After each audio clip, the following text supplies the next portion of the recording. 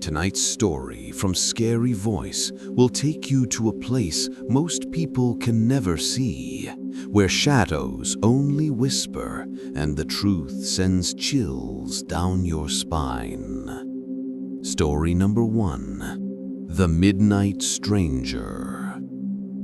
It was a quiet night in suburban Texas. The streets were empty, the streetlights flickered softly, and a cool breeze rustled the trees. Jennifer Collins, a single mother of an 8-year-old boy named Ethan, was fast asleep in her modest brick home. Her day had been long. Work, homework with Ethan, and preparing dinner had drained her completely. Little did she know that this night would become the most terrifying experience of her life. At precisely 2:17 a.m., Jennifer awoke to the sound of glass shattering. Her heart skipped a beat, and for a moment she froze, unsure if she had really heard anything. The shattering was subtle, almost muffled by the hum of the refrigerator and the faint sound of crickets outside.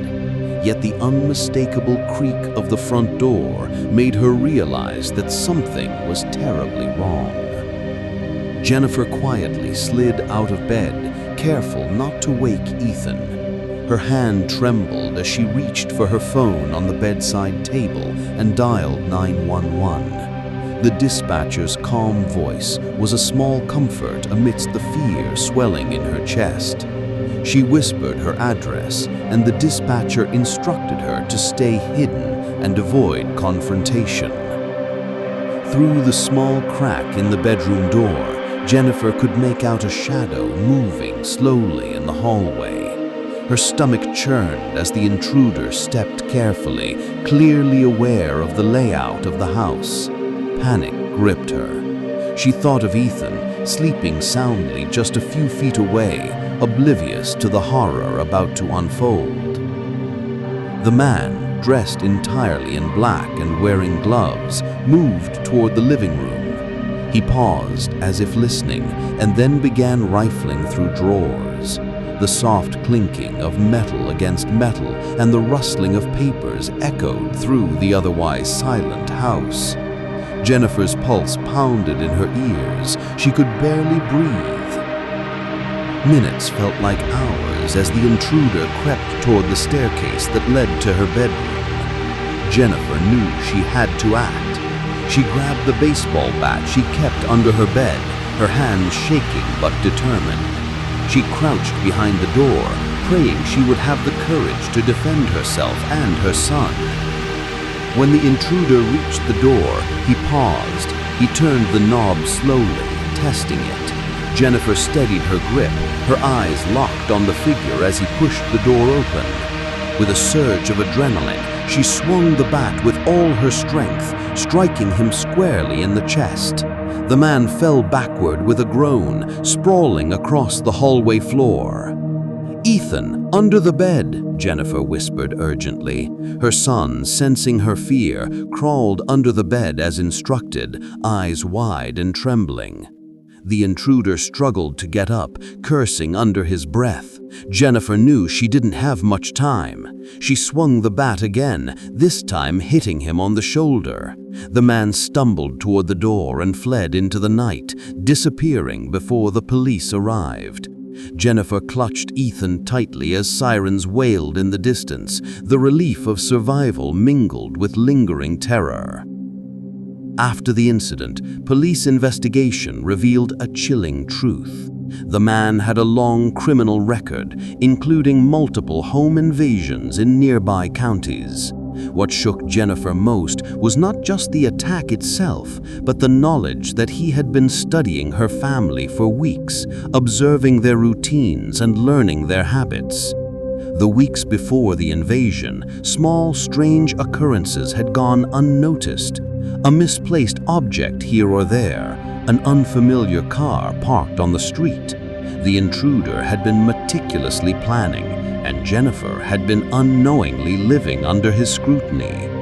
The thought that he had been so close, so observant, left a lingering sense of vulnerability. Jennifer began to take precautions. She installed reinforced locks, multiple cameras, and motion sensor lights. Every night, she triple-checked the doors and windows. Yet despite all these measures, she couldn't shake the feeling that someone could be watching again. The shadow of that night lingered in every creak of the house and every passing stranger on the street. Therapists advised her on dealing with post-traumatic stress, but the psychological scars were deep. Jennifer struggled to sleep, often waking at odd hours, listening intently for the slightest sound.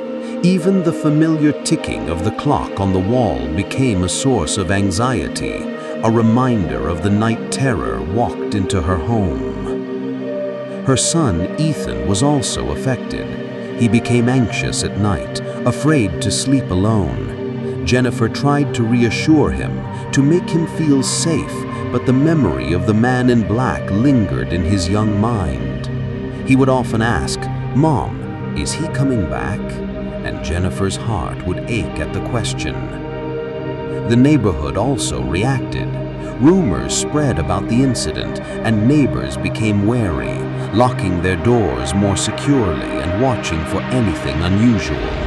Some installed security systems, others simply stayed awake, fearful of what lurked in the darkness. Jennifer eventually took a proactive approach. She joined a local neighborhood watch group, attending meetings and sharing her story to raise awareness. It was empowering to reclaim some control, to transform fear into vigilance. Yet deep down, she knew the reality was harsher. No matter how secure a house seemed, there were those who could penetrate even the most fortified walls. Months later, Jennifer received an anonymous letter slipped under her door. It contained no name, no return address, only a message: "I'll be back." The note reignited old fears, proving that the intruder might not be gone for good. Jennifer, however, refused to be paralyzed by terror. She fortified her home even further and remained vigilant, knowing that survival meant constant awareness. The police investigation into the letter yielded no results, and the shadow of uncertainty remained. Jennifer's experience became a cautionary tale in the community. She often recounted her story at neighborhood gatherings, emphasizing the importance of preparedness and awareness. While the incident left lasting scars, it also fostered resilience. She had faced fear directly and survived, a rare victory in the narrative of home invasions. Yet, each night, as Jennifer lay in bed, she couldn't help but glance toward the window, half expecting to see a shadow lurking outside. The memory of the midnight stranger was etched into her life, a permanent reminder that safety is often an illusion and vigilance is the only true defense. And even as life slowly returned to a semblance of normalcy, Jennifer remained cautious. She reinforced routines, never left doors unlocked, and ensured that Ethan was never alone at night. Their home, once a sanctuary, had been transformed into a fortress. The night had taken something from them, but it also taught them the value of alertness, courage, and the stark reality that danger can appear when least expected. If you have a scary experience, send it to Scary Voice, and your story might be featured in our next video. Story number 2. Locked In. In a quiet neighborhood in suburban Illinois, the Miller family had recently moved into a charming 2-story house. The house had large windows that let in the morning sunlight, freshly painted walls, and a small backyard where 5-year-old Lily could play. Sarah Miller, a 32-year-old stay-at-home mother, loved everything about their new home. Her husband, David, worked long hours as an engineer, often traveling for projects, leaving Sarah to care for Lily alone during the nights. They had invested in the latest home security system, high-tech locks and motion sensors, and felt relatively safe in the peaceful neighborhood. For the first few weeks, settling in was a dream. Unpacking, arranging furniture, and setting up the alarm system gave Sarah a sense of control and accomplishment. Lily played happily, and the small backyard felt like a little sanctuary. Yet, behind the security and quiet, an unseen danger lurked. One night, around 11 p.m., Sarah was tidying up the kitchen when she heard a faint scraping at the back door. Initially, she dismissed it as branches brushing against the frame, the wind playing tricks. But the sound repeated, deliberate, insistent, almost like someone testing the lock. Her heart raced. She stopped what she was doing and listened intently. The sound was not random. It had rhythm and intent. Panic settled in. Sarah checked the alarm system. Everything appeared normal, but she had learned from the news and true crime stories that intruders often disable cameras and alarms before attempting a break-in. She quickly ushered Lily into the basement, the safest place in the house. She locked the door behind them, clinging to the metal handle, and dialed 911. The dispatcher's calm voice was a lifeline amidst the fear coursing through her. She whispered their address and described the sounds, following instructions to remain hidden and avoid confrontation. Through the crack of the basement door, Sarah could see the shadow of a figure moving in the living room. The man was dressed in dark clothing, gloves covering his hands, and moved with meticulous precision. It was evident he had planned this intrusion carefully. The intruder began rifling through drawers and cabinets, the soft clinking of metal and rustling of paper echoing through the quiet house. Sarah held Lily close, whispering assurances she barely felt herself. The intruder's movements were slow but deliberate, and every creak of the floor beneath him made Sarah's heart pound louder. Minutes dragged on. Sarah knew she had to act before the intruder discovered their hiding place. She grabbed a heavy flashlight from the basement storage shelf, its weight giving her a small sense of power. The man reached the basement door and paused, testing the lock. Sarah's breathing was shallow, adrenaline coursing through her veins. When he forced the door open just slightly, she swung the flashlight with all her strength, striking him on the head. He collapsed, groaning, stunned by the blow.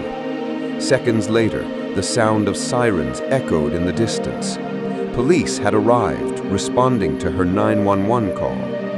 Officers entered swiftly, apprehending the intruder and beginning their investigation. Sarah learned that he was a highly skilled criminal, responsible for multiple home invasions in the city.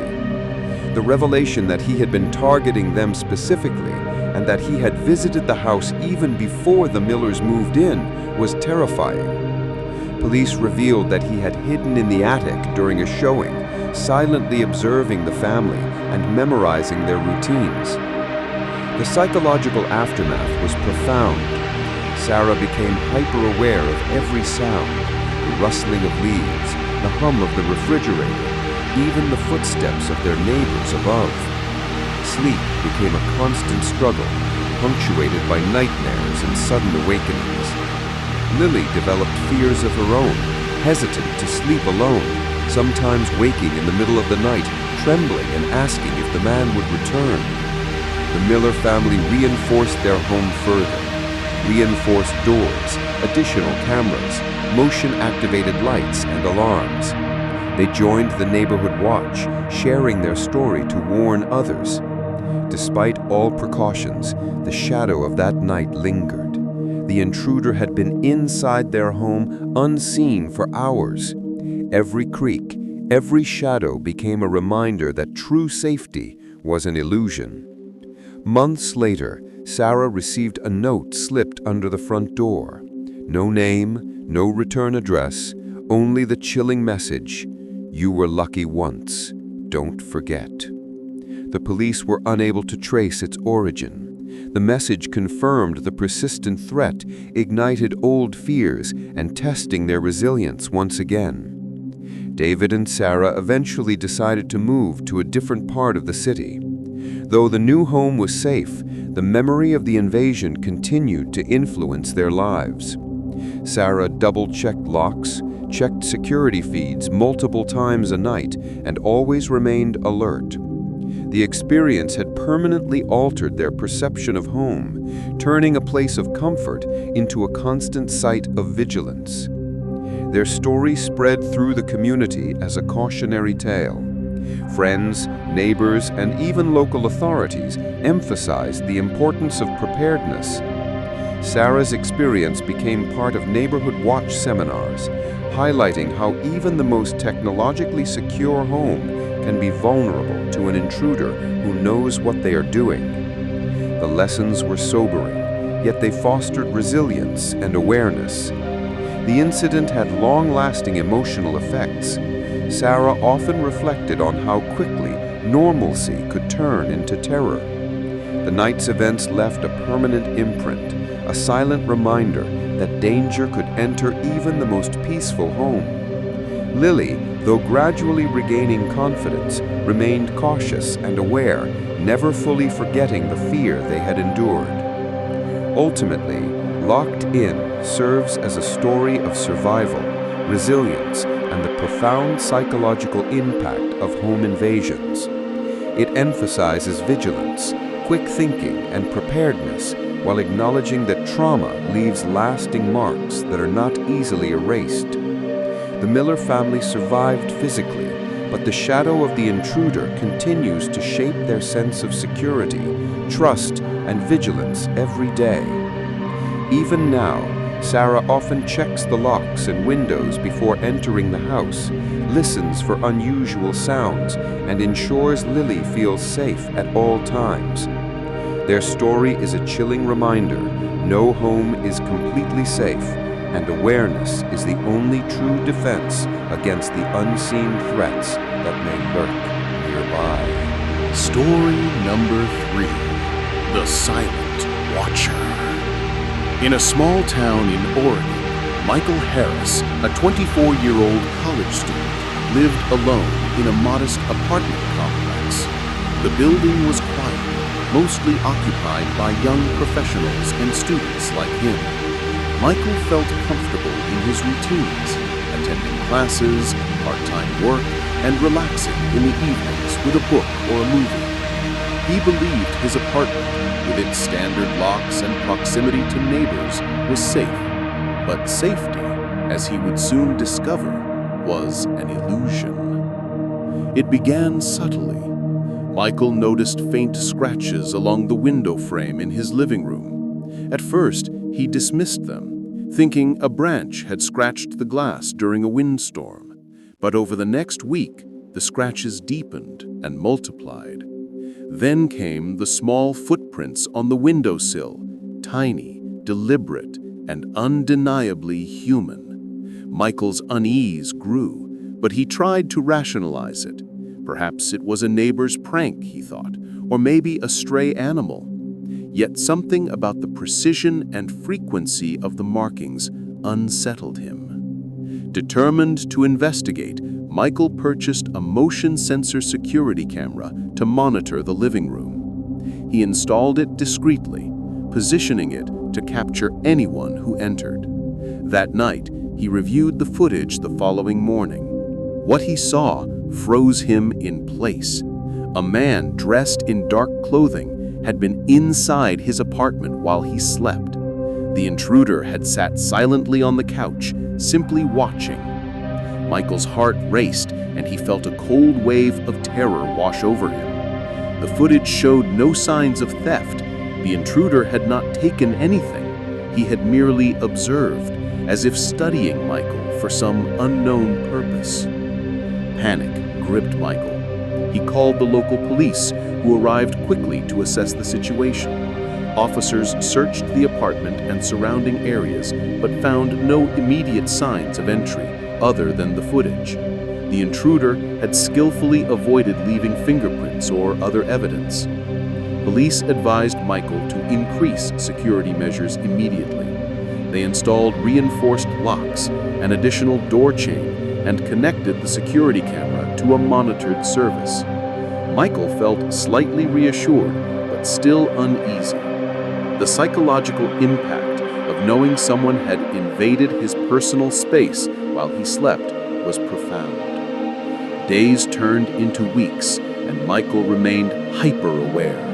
Every creak, every shadow, every noise outside became a source of anxiety. He began locking his apartment door even when he stepped out for brief periods and avoided leaving windows open. His routines became rigid, dictated by the fear that the intruder might return. Even simple tasks like checking the mail required caution. The sense of violation was suffocating, turning his apartment, once a haven, into a place of constant vigilance. The police investigation revealed a chilling fact. The intruder had been living in the crawl space of the building, unnoticed for weeks. He had carefully observed Michael's schedule, knowing when he would be away or asleep. The intruder's intentions were likely criminal, planning a theft or more, but he had chosen to watch rather than act immediately. The thought that someone had shared the same space without Michael's knowledge was terrifying. Michael moved quickly to protect himself. He reinforced all potential entry points, installed additional cameras, and informed his neighbors about the situation.